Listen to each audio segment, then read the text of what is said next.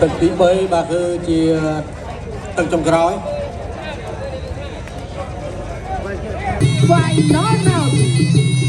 បាទរីកទស្សនាការប្រគំតទៀតបាទចូលដល់ទឹកដាច់ព្រួតហើយបាទចាំមើលអាចទទួលបានក្នុងទឹកទី1មិនអាចទទួលបាននៅក្នុងទឹកទី2បាទតើឡើងចាំត្រៀមបាទអាចទទួលកីឡាកររងបាននៅក្នុងទឹកទី3បានដែរឬអត់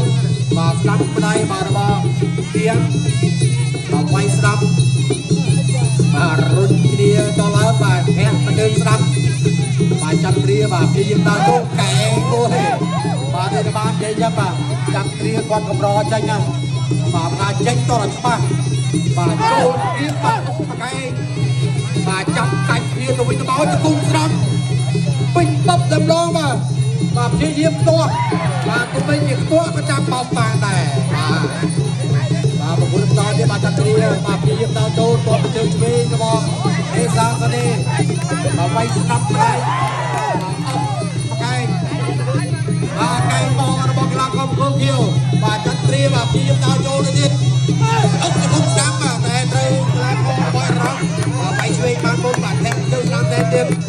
បាទចាំត្រៀមបាទបិទគុំដើរចូលបាទរងមួយអត់ទៅគុំឆ្វេងវាយស្ដាប់ផងទៅវិញបាទវាយស្ដាប់ថែមឆ្វេងបាំងជាប់បាទដើរចូលដាក់ដៃស្ដាប់គឺ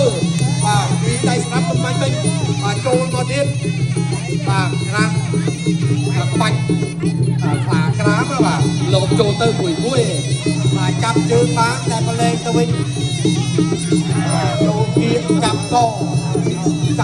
រុញកាច់បាទលោកអញ្ញាក្រៅបាទចាប់ទៅពីលេងចេញពីនេះបាទប្រពន្ធតទៀត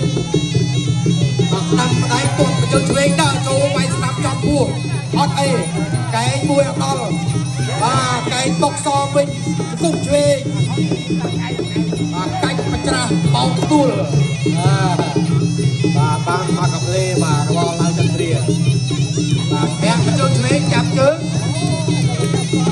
បាទលោកអ្នកក្រៅបាទស្រួលទៅពីមកដល់សង្វៀនពុនតទៀតបាទចាត់ព្រៀបទីយាមដើរចូលទៀតបាទវាយស្ដាប់ផ្ដៃបាទធាក់